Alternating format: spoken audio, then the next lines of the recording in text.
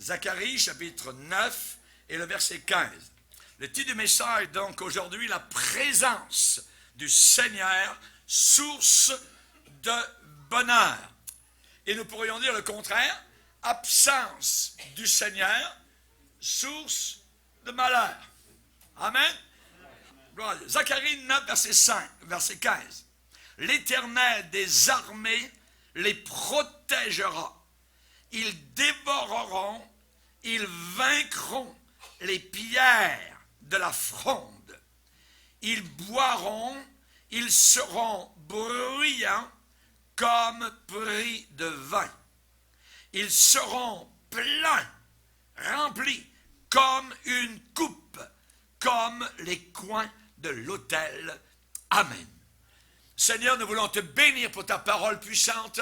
Nous te demandons particulièrement, Seigneur, de descendre, de venir, Seigneur, d'imposer ta parole à nos cœurs, que nous puissions comprendre, Seigneur Jésus, que sans ta présence, tout est aride et tout est désert. Et là où est ta présence, c'est la joie, c'est la paix, c'est l'oasis, Seigneur, c'est la vie, c'est le pardon, c'est la guérison, Seigneur, c'est le baptême dans le Saint-Esprit. Oh, merci, mon Sauveur. Nous prions particulièrement de bénir abondamment cette parole merveilleuse et glorieuse que tu nous as accordée. Bénis nos frères et sœurs dans le monde entier, en Amérique du Nord et du Sud, en Europe, en Afrique, Seigneur, en Moyen-Orient, en Russie, Seigneur, en Asie, dans l'Océanie, Seigneur, que ta parole retentisse, Seigneur, et que des âmes soient sauvées, et que le corps de Christ se lève, puissant et fort dans ces derniers jours, au nom puissant du Sauveur, Jésus-Christ, Sauveur du monde entier. Amen. Et tout le peuple dit Amen. On peut s'asseoir, frères et sœurs, chers amis. Alléluia. Présence du Seigneur, source de bonheur. Alléluia. Gloire à Dieu. La présence du Seigneur, c'est très important. Quand le Seigneur n'est pas là, à ce moment-là, c'est un cimetière. C'est une coquille vide. C'est un lieu religieux simplement, donc, qui n'a pas la présence du Seigneur.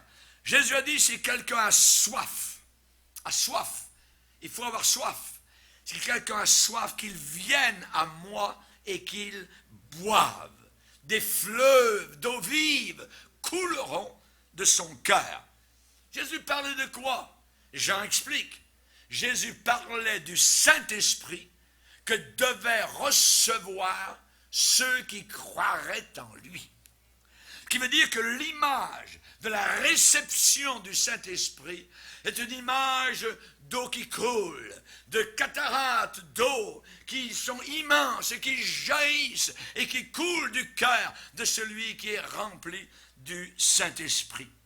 Que celui qui a soif, c'est la fin de la Bible, dernier chapitre, dans les derniers passages, Jésus le Seigneur va dire que celui qui a soif vienne, que celui qui veut prendre, qu'il prenne de l'eau. De quelle eau? L'eau de la vie et de façon gratuite, gratuitement. Ça ne nous coûte rien. Christ a tout payé à la croix du Calvaire. Alléluia. Que Dieu soit béni. Le Seigneur est monté au ciel, on se rappelle. Et avant de remonter au ciel, il a dit, je ne vous laisserai pas orphelins. Je viendrai à vous. Le monde ne me verra plus, mais vous me verrez, car je vis et vous vivrez aussi. Alors, est-ce que vous vivez? Est-ce que vous avez la vie de Christ? Est-ce que vous avez la vie éternelle? Alléluia, gloire à Dieu. Vous savez, dans la théologie catholique, eh bien, il y avait ce qu'ils appellent l'adoration perpétuelle. L'adoration perpétuelle, c'était quoi? C'était une petite lumière rouge au fond de l'église catholique, à côté d'une petite boîte appelée tabernacle, où il y avait supposément la présence continuelle de Dieu. Et vous entriez dans ce lieu avec quasiment des pantoufles sur le bout des doigts de pied, parce que Dieu était là-bas au fond. Et s'il arrivait un jour que la petite lumière soit éteinte, ça voulait dire que Dieu n'était plus là. Et il y avait, et ils enseignent ce qu'ils appellent l'adoration perpétuelle. Ça voulait dire donc que Dieu était perpétuellement là au fond de l'église. C'est faux. C'est complètement faux, parce que généralement ces lieux sont complètement vides. Complètement vides, il n'y a pas plus de présence de Dieu que moi je suis un astronaute sur la Lune. Mais la parole de Dieu nous parle de la présence réelle de Dieu au sein de son Église. La présence réelle de Dieu au milieu de son Église.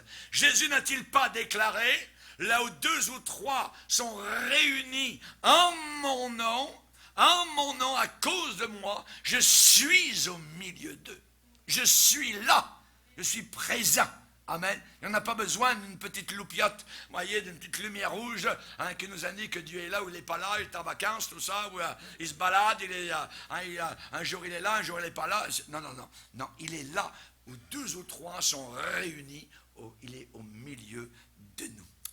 La Bible dit dans Éphésiens qu'en Jésus-Christ, nous sommes une habitation de Dieu en esprit.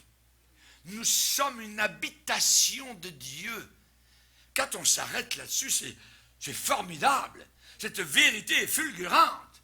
Dieu vient habiter en nous. Nous les chrétiens, repentis, nés de nouveau, lavés dans le sang précieux de Jésus. Vous êtes en Jésus-Christ une habitation de Dieu en esprit. Éphésiens 2, verset 22. J'aimerais vous rappeler que Dieu n'a jamais abandonné son peuple. Son véritable peuple. Il ne l'abandonne jamais. Dieu a toujours honoré ses enfants par sa présence. Par sa présence. Vous vous rappelez le problème? Lorsqu'il y a eu tempête, lorsqu'il y a eu barque au milieu de la mer, eh bien, les disciples avaient oublié la présence de Jésus. Il était là. Il était avec eux. Il était dans la barque. Ils ont oublié. Et Jésus leur a dit, mais pourquoi? Où est votre foi? Où est votre foi? Nous, quand la barque commence à balloter, quand la tempête s'en vient, quand les vagues se jettent contre notre coque, nous commençons à dire, hey, nous périssons. Mais non, tu ne péris pas. Personne ne pourra les ravir de ma main, a dit le Seigneur. Les brebis du Seigneur ne périssent pas. Non, il est là dans la barque, il est avec nous. Ce qui veut dire qu'ils ont oublié sa présence, ils avaient oublié son amour et ils avaient oublié sa puissance. Ils ont tout oublié. Que de fois nous sommes comme les disciples. Notre vie est ballottée, notre vie est battue par les flots. Que ce soit l'ennemi, que ce soit le monde, que ce soit la chair, que ce soit des problèmes ici, des problèmes là. Et on se dit, mais Seigneur, tu n'es pas avec moi. Mais il est là. Il est là, il est présent, il n'abandonne pas ses enfants. Une femme, une maman oublie-t-elle l'enfant qu'elle allait? Même si elle l'oubliait, je ne t'oublierai jamais. Je t'ai gravé sur mes mains. La gravure sur chair est quelque chose de merveilleux. Et nous verrons les trous. Et nous verrons la marque de la bataille du calvaire pour toute l'éternité. Et nous apprécierons le prix payé à Golgotha. Jésus ne t'a jamais oublié. Il ne t'oublie pas. Repousse ces pensées diaboliques. Dieu t'aime pas. Dieu t'a oublié. Dieu n'est plus fort. Il ne peut pas te guérir. Il ne peut rien faire. Il ne peut pas te pardonner. Il ne te veut plus. Il ne t'aime pas. Non, c'est faux. Il nous veut, il nous aime, il pardonne aux pécheurs, il pardonne même aux tueurs. Rappelez-vous Saul de Tarse. Le Seigneur a pris ce tueur et il en a fait un prédicateur. Alléluia, alléluia. Même les chrétiens à Damas ne le croyaient pas. Il a fallu un Barnabas pour dire, mes frères, vous en faites pas, cet homme, il n'est pas là pour vous tuer, il est devenu chrétien. Il est devenu chrétien. Ils ne croyaient pas leurs oreilles. Chers amis, ton pire ennemi peut devenir chrétien. Le chef du Hamas ou de Hezbollah peut devenir chrétien. Il y a de l'espérance pour tout. Amen. Ceux qui ont décapité les autres l'autre jour là-bas, ils peuvent tous devenir des chrétiens. Pensez-vous pas qu'ils ne sont pas tourmentés? Amen. Il y a quelque chose qui se passe, ils ont une conscience. Il y a un travail qui se fait. Dieu est capable de faire n'importe quoi. En Kabylie actuellement, il y a un réveil inimaginable. Par centaines et par centaines des gens quittent l'islam et viennent à la connaissance de Jésus-Christ. On a vu le rapport hier soir, quelque chose d'inimaginable, de merveilleux. En Afrique, il y a des postes de télévision qui font venir d'un côté les islamistes, de l'autre côté les chrétiens. Et là, les islamistes ont 5 minutes, les autres ont 5 minutes, et là, vous parlez de ce que vous voulez, et vous parlez de ce que vous voulez. Et chers amis, c'est quelque chose de merveilleux. Ils se battent par rapport à la parole. Il y avait un pasteur qui a dit à celui qui était le porte-parole des islamistes, montre-moi dans le Coran le seul endroit où Mohammed a déclaré qu'il était le sauveur du monde. Aucun endroit. Et la Bible me dit, car Dieu a tellement aimé le monde qu'il a donné son Fils unique. Il a tellement aimé le monde entier. L'islamiste disait, non, Jésus est venu seulement pour les Juifs.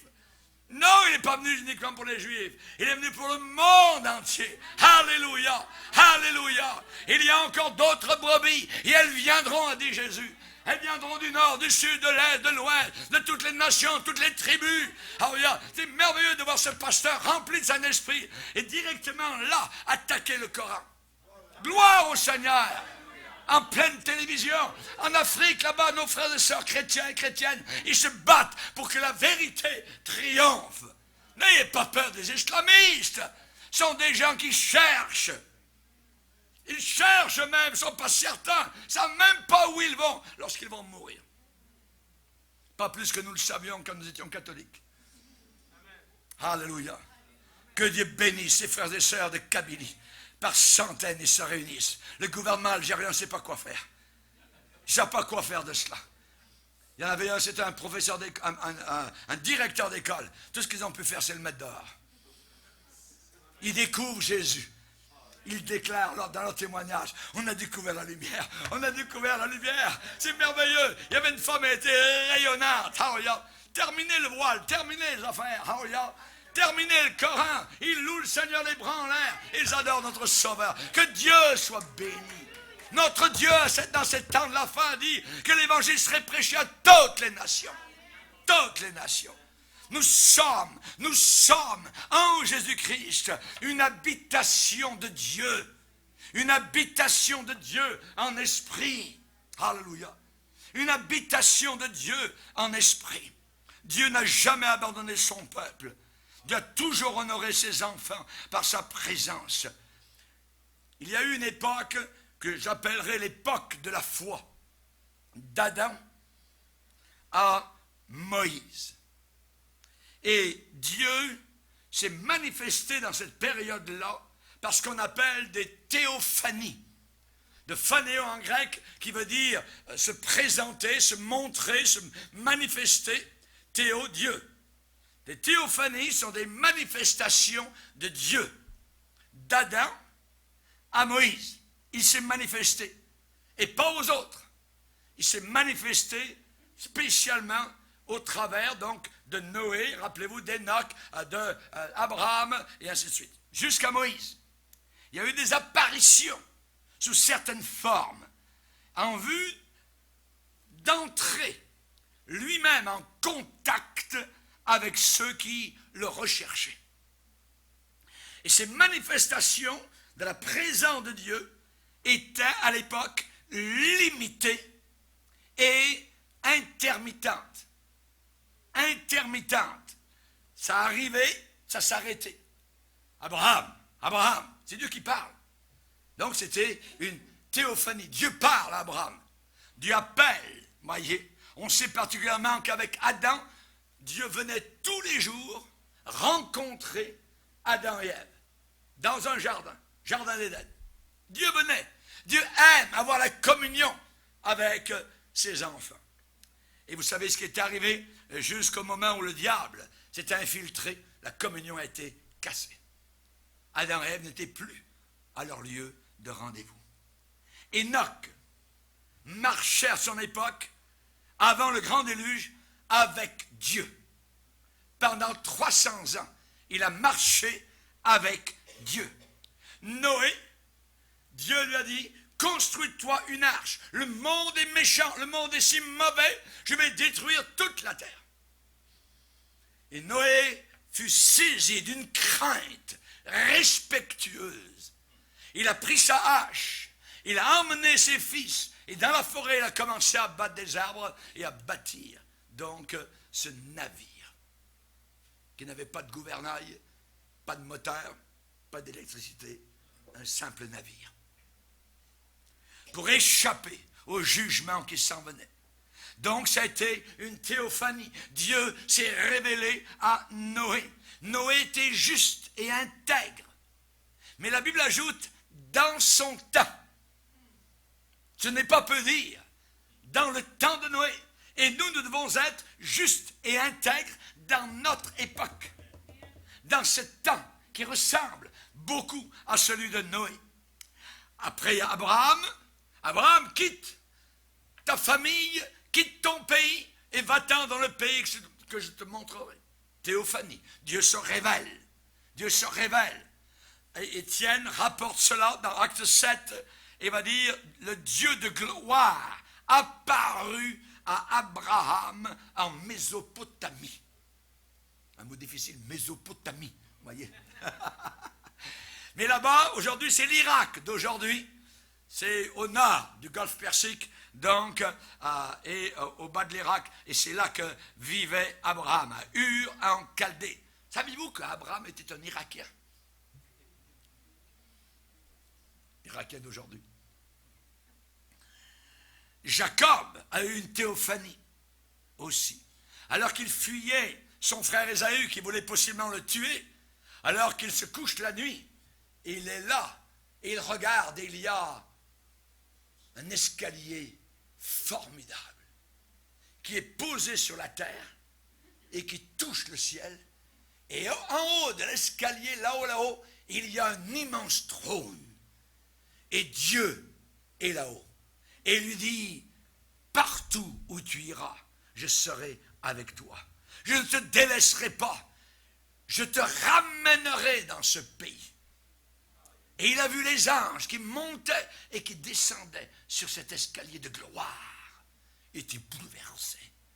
Quand il s'est réveillé, il a dit, Dieu était ici et je ne le savais pas. Et je ne le savais pas. Que de fois Dieu est ici. Que de fois Dieu est dans nos circonstances. Que de fois Dieu est même dans nos fuites. Et nous ne le savons pas. Et il veut nous ramener. Et il veut nous garder. Et il ne nous abandonne pas. Son œil est sur notre vie. Alléluia. Rappelez-vous Moïse, autre théophanie. Il est gardien de brebis, ça fait 40 ans. C'est un ancien intellectuel de l'Égypte. Mais il a dû fuir l'Égypte parce qu'il était recherché par la police. Il était inscrit dans l'ordinateur des Égyptiens. Et lui, il pensait mourir en plein désert. 80 ans. Et soudain, théophanie. Dieu se révèle. Milieu du désert, un buisson se met à flamber. Aucun problème, ça arrivait. Mais le buisson continue. Et ça flambe, et ça flambe, et il s'approche. Et regarde. Pourquoi ce buisson ne s'arrête-t-il pas de flamber? Et soudain une voix. Moïse! Moïse! Dieu est là. Enlève tes souliers. Le lieu sur lequel tu te tiens est un lieu saint. Théophanie. Et Dieu va lui donner une mission à 80 ans. Si vous avez 80 ans, Dieu peut vous donner encore une mission.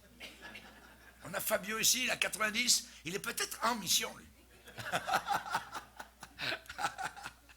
Alléluia, gloire à Dieu. Gloire au Seigneur. Dieu se révèle. Ensuite, à partir de Moïse, on passe à une autre époque. L'époque de la loi. De la loi. Depuis Moïse jusqu'à Jésus-Christ, c'est l'époque de la loi. Et là, les manifestations, donc, ne sont pas arrêtées. Les théophanies vont continuer, mais d'une autre manière. Par exemple, une colonne de nuée dans le ciel qui conduit le peuple d'Israël. Dieu va ouvrir une mer. Dieu va envoyer de la nourriture pendant 40 ans, descendant du ciel de façon miraculeuse. Les gens regardent leurs vêtements et ils ne se défont pas, ils ne se s'usent pas. Ils regardent leurs sandales, leurs souliers, toujours en forme, toujours bien, le cuir tient bon au travers de 10 ans, 20 ans. Imaginez, quand vous avez des souliers pendant 20 ans, 30 ans, ça commence à user. Mais là, ça ne s'usait pas. Dieu est capable de faire en sorte que rien ne s'use. Il y a une ville là-haut dans le ciel où rien ne s'usera. Alléluia, gloire au Seigneur. Et il nous prépare un corps de gloire qui ne s'usera pas du tout. Dieu s'est manifesté. Il a envoyé des jugements sur l'Égypte. Il a demandé de placer du sang d'un agneau innocent sur le linteau des portes. Et ceux qui étaient à l'intérieur de cette maison étaient épargnés pendant que les cris étaient de l'autre côté de la rue et que ça mourait par centaines et par milliers. Non seulement les humains, mais les animaux. Dieu se manifestait. Dieu se manifestait. Alléluia. Ensuite, il y a eu dans le désert institution pour la première fois d'une maison de Dieu. On appelle ça un tabernacle.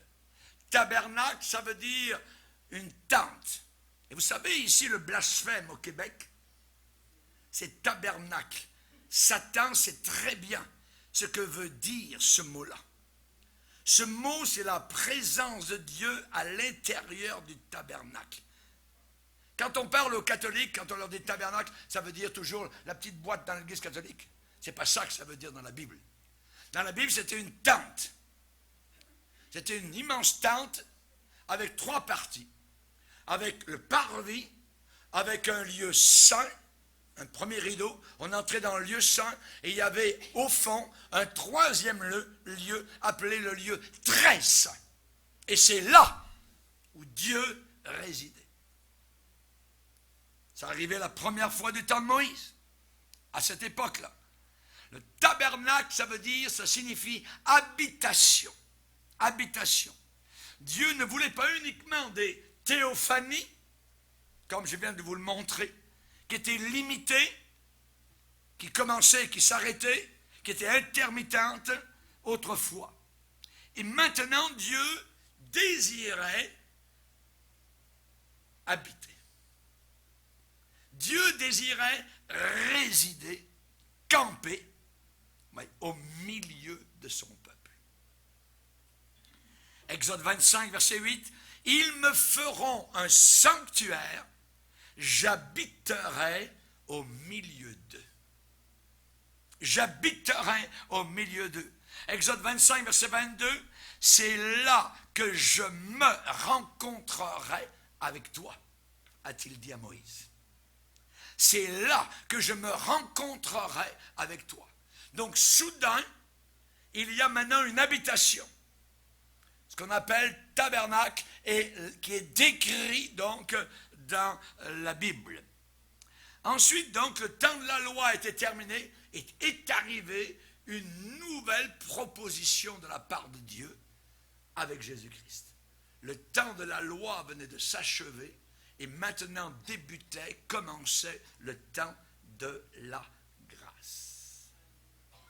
Faveur non méritée. Faveur non gagnée. Et avec la personne de Jésus-Christ, on a eu la manifestation suprême de la divinité. De la divinité. Colossiens 2,9 nous dit, en lui, Jésus habite corporellement dans un corps toute la plénitude de la divinité. Le petit Israélite de 5 pieds et quelques, c'était Dieu. C'était Dieu.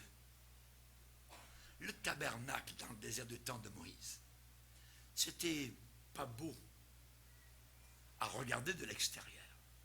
C'était gris, il y avait des peaux de brebis, de poissons même, voyez. Et de l'extérieur, quelqu'un qui regardait,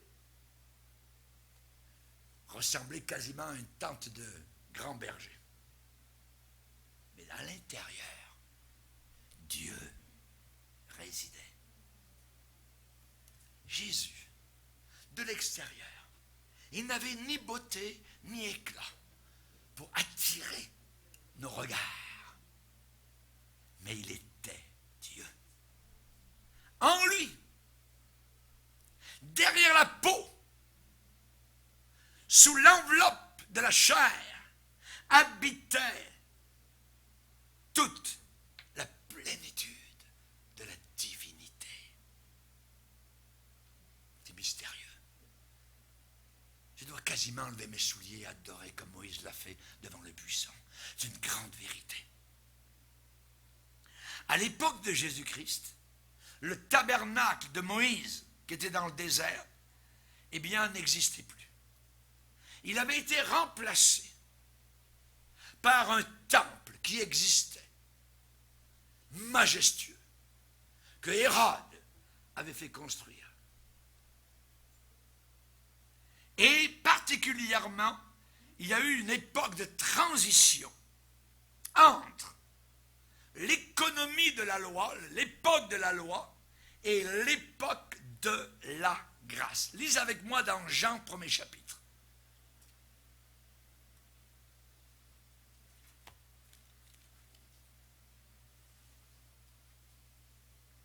Verset 14, « Et la parole a été faite chair, corps humain, et elle a habité parmi nous pleine de grâce et de vérité.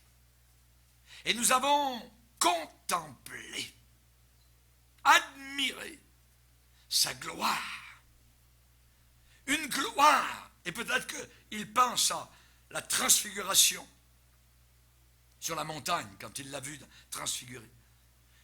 Nous avons contemplé sa gloire, une gloire comme la gloire du Fils unique, venu du Père. Jean lui a rendu témoignage, Jean-Baptiste. Et c'est écrié, c'est celui dont j'ai dit, celui qui vient après moi m'a précédé. Comment ça peut se faire? Celui qui vient après moi m'a précédé.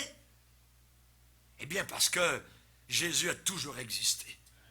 Avant son incarnation, il est Dieu. Car il était avant moi. Verset 16. Et nous avons tous reçu de sa plénitude et grâce pour grâce.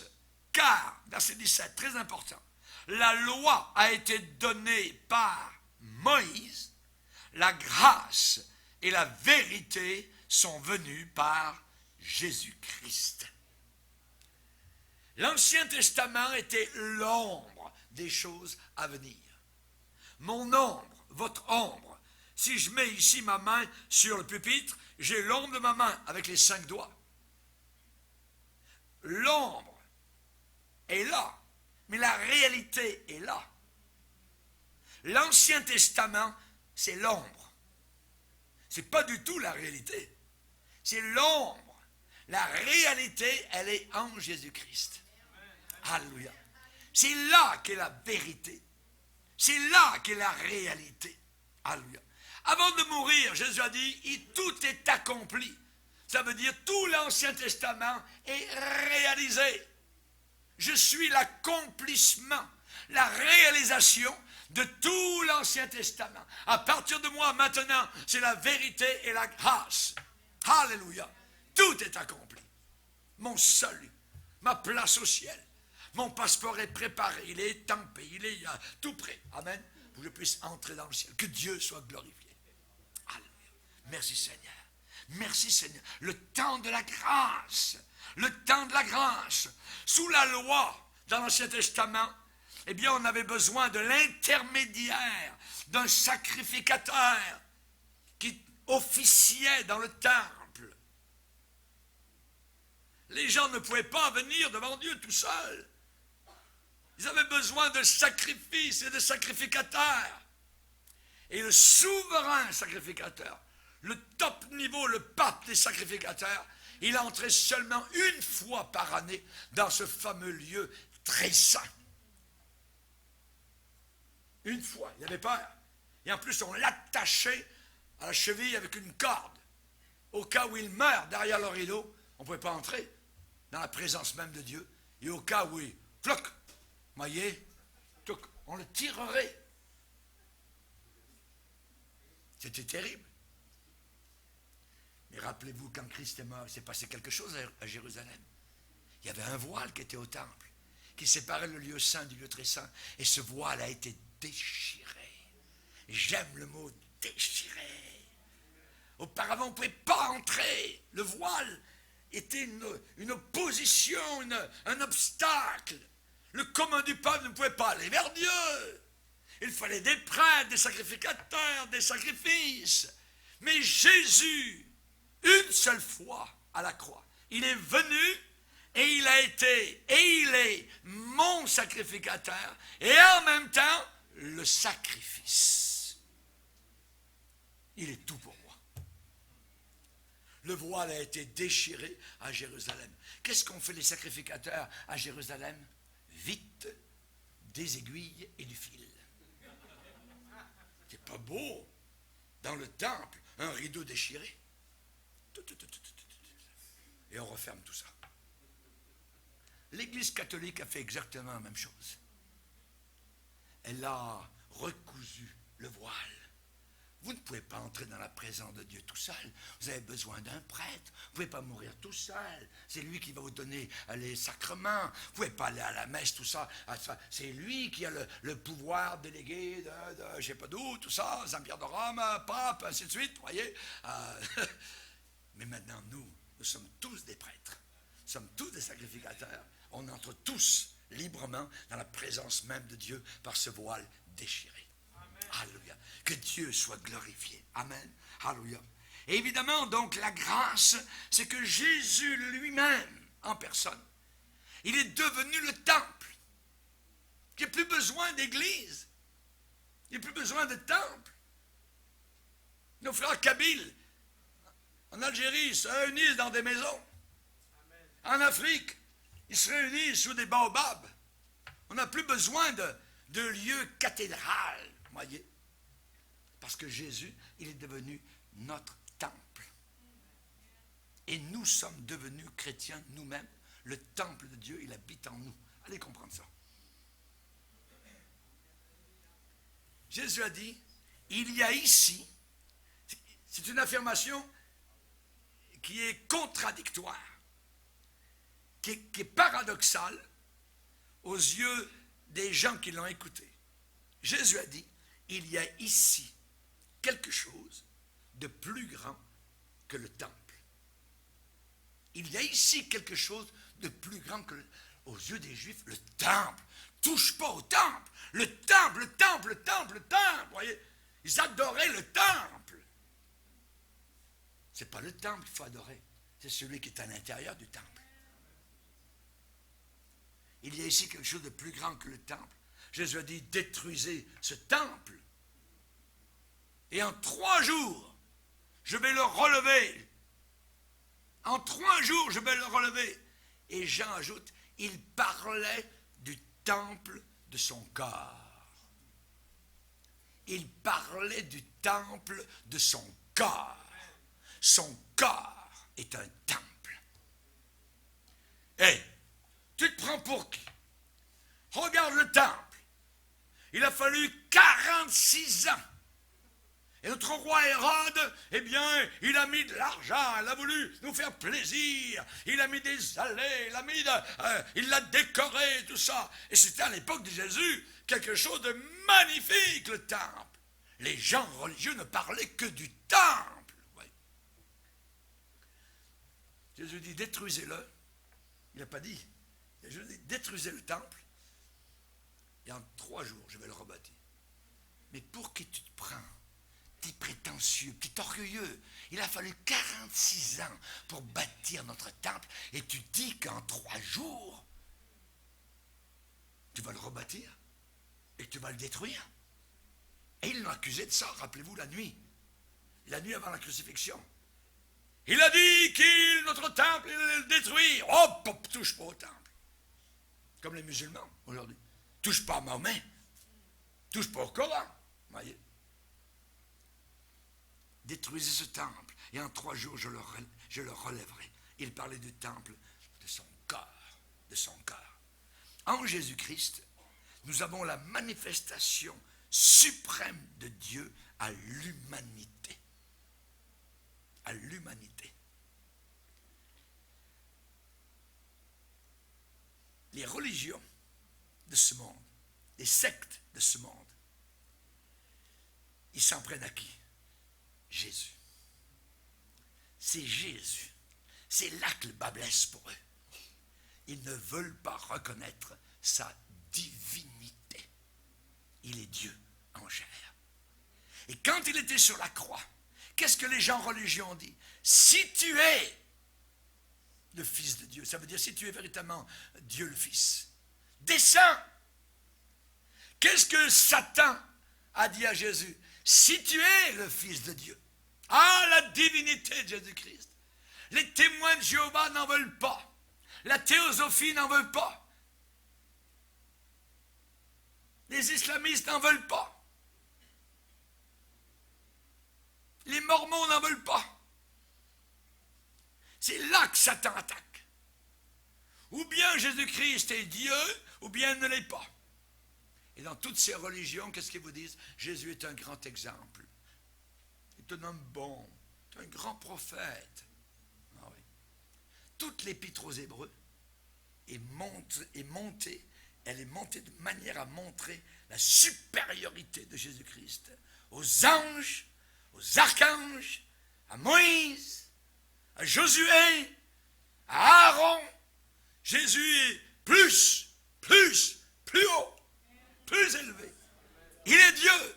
Il est au-dessus de toutes choses. Alléluia. Il est Dieu. Jésus-Christ n'est plus ici-bas. Il est parti. Dieu se serait-il retiré de ce monde? Il n'est plus là. Il n'est plus là. Nietzsche, ce philosophe allemand, a dit un jour, il a fait une grande découverte, il a dit, Dieu est mort. Oh, grande découverte. Mais un jour, le monde a découvert que Nietzsche était mort, et ça, c'était vrai.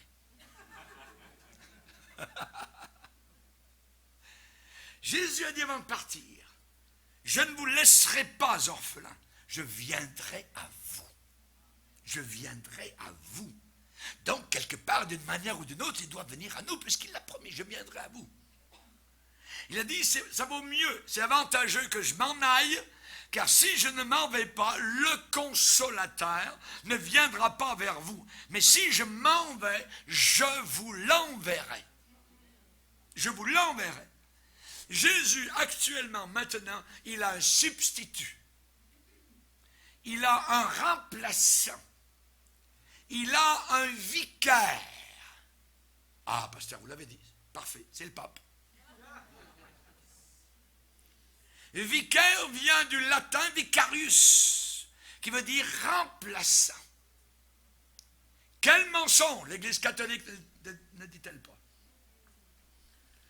Elle dit que le pape est le vicaire de Jésus-Christ, le remplaçant. Un remplaçant de Jésus. Jésus dit, personne ne peut aller au Père que par moi. Et le vicaire de Jésus-Christ dit, vous pouvez aller au ciel en passant par les hindous, par les bouddhistes, il suffit de bien faire votre religion. Et même si vous ne croyez pas en Dieu, vous allez y aller pareil. Un blasphémateur. Un blasphémateur. Ce n'est pas le pape qui est le vicaire de Christ. Le pape est d'origine humaine. Et il s'arroge ce droit. Mais je veux dire que le grand anonyme est d'essence divine. C'est le Saint-Esprit. C'est le Saint-Esprit qui est le vicaire de Jésus-Christ, le remplaçant de Jésus-Christ. Quand Jésus était sur la terre, il était seulement à Cana, ou à Jérusalem, ou à Bethléem, ou ailleurs. Mais depuis qu'il est parti, son remplaçant, qui est le Saint-Esprit, le rend réel aux 4 coins de la planète. Alléluia. Gloire au Seigneur Jésus-Christ. Alléluia. Salomon a dit un jour, mais quoi? Dieu habiterait-il véritablement sur la terre? Voici, les cieux des cieux ne peuvent pas te contenir. Ils sont trop petits.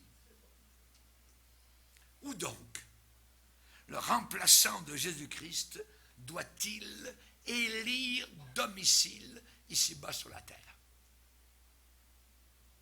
Où est-ce qu'il doit habiter? Ce vicaire de Jésus-Christ, le Saint-Esprit. Le tabernacle de Moïse n'existe plus. Le temple à Jérusalem a été détruit par Titus, ce Romain, en l'an 70. Il n'y a aucun temple à Jérusalem. Jésus-Christ n'est même plus là. Il est monté au ciel, il est parti. Alors, où donc le Saint-Esprit, qui est destiné à manifester Dieu aux hommes, va-t-il demeurer dans cette époque de la grâce? Où est-ce qu'il demeure? La Bible dit que l'Église, ekkaleo, ceux qui sont appelés en dehors, l'Ecclésia, l'Église est une habitation de Dieu en esprit.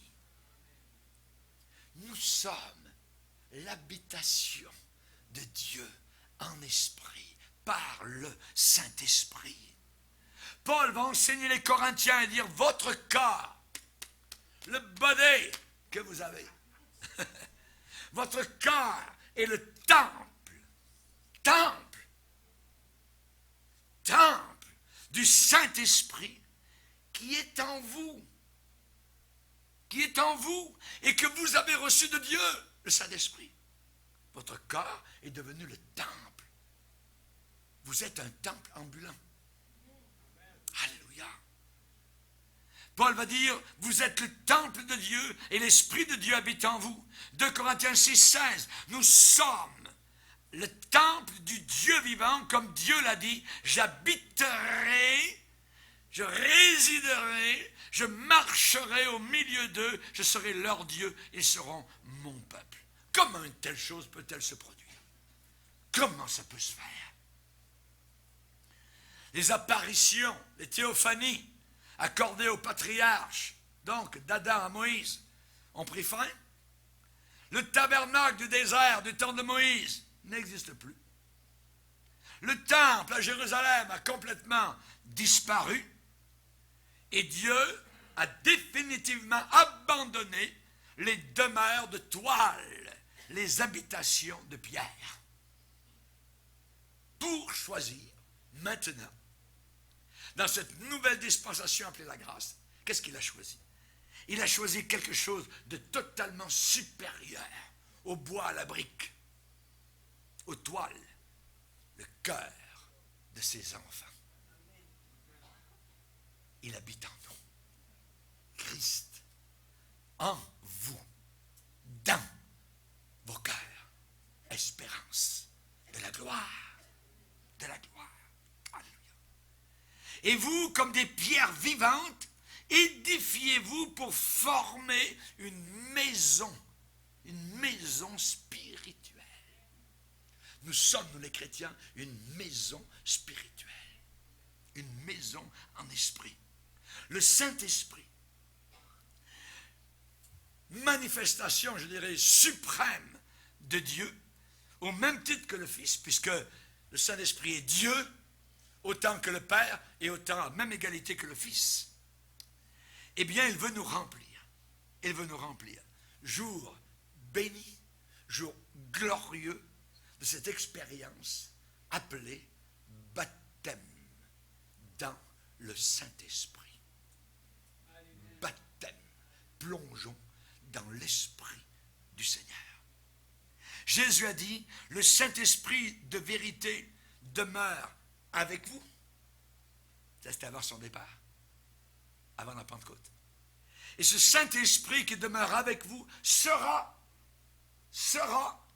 dans quelques jours, sera en vous. En vous. Dans peu de jours, vous serez baptisés dans le Saint-Esprit. Ne vous éloignez pas de Jérusalem, ne partez pas évangéliser. Vous avez besoin de cette expérience appelée baptême dans le Saint-Esprit. Et le baptême dans le Saint-Esprit est une expérience bénie, réelle, scripturaire, personnelle et permanente. Christ en vous, l'espérance de la gloire. Alléluia. Pour résumer ce qui précède, d'Adam à Moïse, des théophanies. Manifestation de Dieu limitée. De Moïse à Jésus-Christ, le tabernacle dans le désert, où Dieu réside dans la partie extrême au fond, qui s'appelle le lieu très saint. Ça brillait le jour et la nuit. L'époque de la loi. Habitation de Dieu permanente, mais limitée de façon locale. Ensuite arrive Jésus-Christ. Période de transition et commencement de la période de l'Église. C'est le temps de la grâce. Et nous y sommes encore. La parenthèse est ouverte à Jésus-Christ et bientôt va se refermer à l'enlèvement de l'Église. Maintenant, le Saint-Esprit demeure dans le croyant. Il y avait 3 portes dans le tabernacle. La première à l'entrée, devant le parvis. Ensuite, il fallait une deuxième, pousser le rideau pour entrer dans le lieu saint. Et un troisième rideau pour entrer dans le lieu très saint. Ça correspond à notre corps, notre être, ce que nous sommes.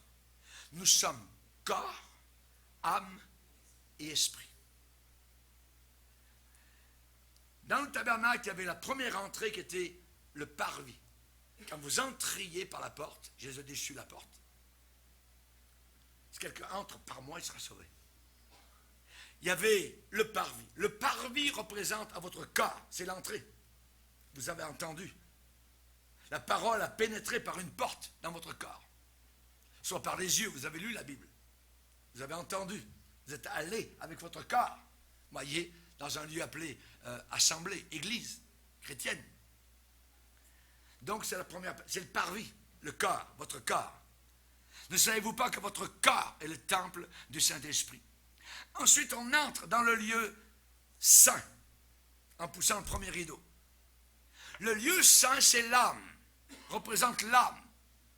Cette âme est cachée aux profanes. De l'extérieur, le profane ne voyait pas le lieu saint ni le lieu très saint. Ce lieu saint représente notre âme. Et c'est avec notre âme que nous aimons, voyez, que nous avons des sentiments. Et il est dit dans la Bible, recherchez la paix avec tous, c'est l'âme. Recherchez la sanctification, la mise à part, sans laquelle personne ne verra le Seigneur. Et ensuite, le lieu très saint. C'est quoi? C'est ce qui est dans votre corps. Ce n'est plus l'âme, c'est maintenant la partie supérieure à l'âme, la partie spirituelle qu'un animal ne possède pas. L'esprit. L'animal ne se met pas à genoux, votre petit chien, votre petit chat, votre petit poisson, il ne prie pas Dieu. Mais vous pouvez prier Dieu parce que vous avez une partie spirituelle. Dieu a mis en vous la pensée de l'éternité. L'animal ne l'a pas. L'animal a une âme. Quand vous lui faites du bien, sa petite queue bouge. Il est content. Quand vous lui donnez à fesser, vous le voyez, il est tout lapiteux, tout ça. Il a des sentiments. Donc il a une partie qu'on pourrait dire âme. Mais il n'a pas la partie spirituelle qui le relie à Dieu. Nous l'avons. Alléluia. Gloire au Seigneur. C'est le lieu très saint. C'est le lieu très saint. Et on sait que Jésus a dit que c'est là, évidemment, donc, que ce lieu très saint était accessible au souverain sacrificateur une fois par année. Avec le sang des agneaux, des taureaux. Et il amenait ce sang dans un bassin et il présentait ça à Dieu en tremblant. Maintenant, avec notre esprit, cette partie supérieure qui est en nous, dans notre corps, qu'est-ce que nous faisons? Nous entrons dans la présence même de Dieu, non plus avec le sang de beaucoup d'animaux, mais avec le sang de Jésus. Et nous sommes bienvenus. La Bible dit, venez à moi. Ah oui. Nous avons une entrée libre dans le sanctuaire, à l'intérieur. Pas uniquement dans le parvis, avec nos corps, mais pas seulement avec notre âme, mais avec notre esprit.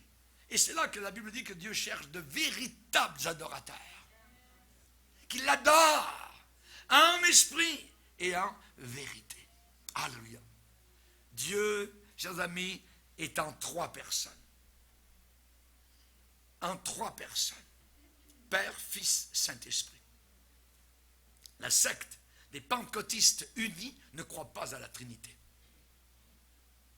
Ils croient que vous êtes perdus tant qu'ils ne vous baptisent pas dans l'eau. Si vous tombez un jour sur les pentecôtistes unis, ils vont vous dire, il faut que tu sois baptisé.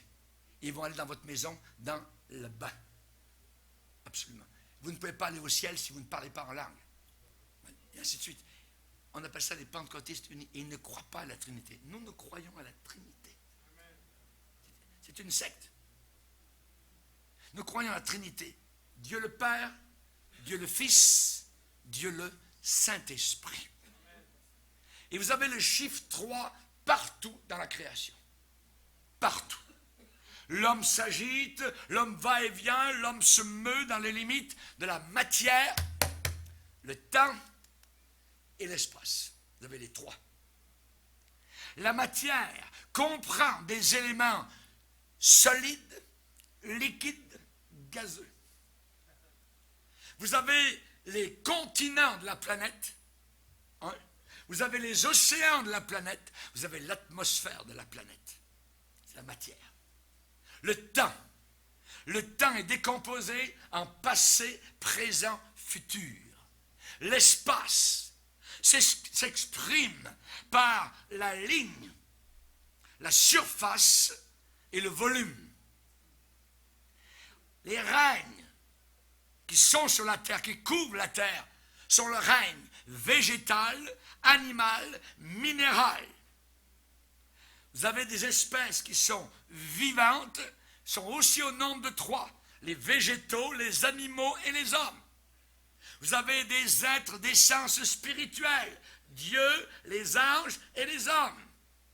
Vous avez la Trinité humaine, votre esprit, votre âme, votre corps. Vous avez la manifestation d'origine humaine, c'est-à-dire la pensée, la parole et l'action. 3, voyez.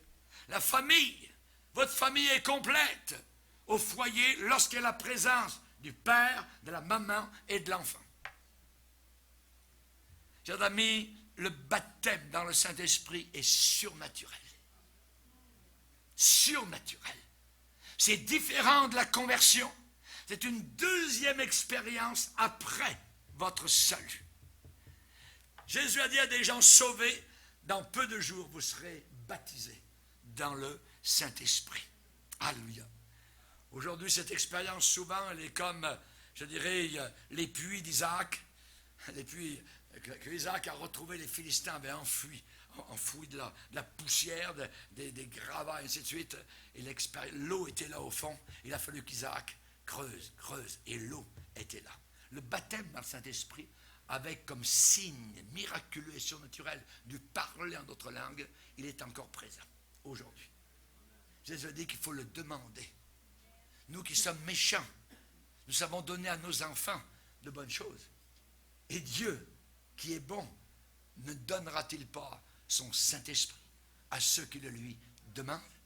Et quand vous êtes remplis, baptisés, immergés, plongés dans le Saint-Esprit, votre bouche, votre langue ne s'arrête pas de parler et elle dit des choses assez différentes. C'est des mots que vous ne comprenez pas. Un parler en langue. Et vous êtes en bonne compagnie, non pas avec un fou, mais avec l'apôtre Paul. Et Paul dit, je bénis Dieu de ce que je parle en langue plus que vous tous. Et Corinthiens, baissons nos têtes et prions Dieu.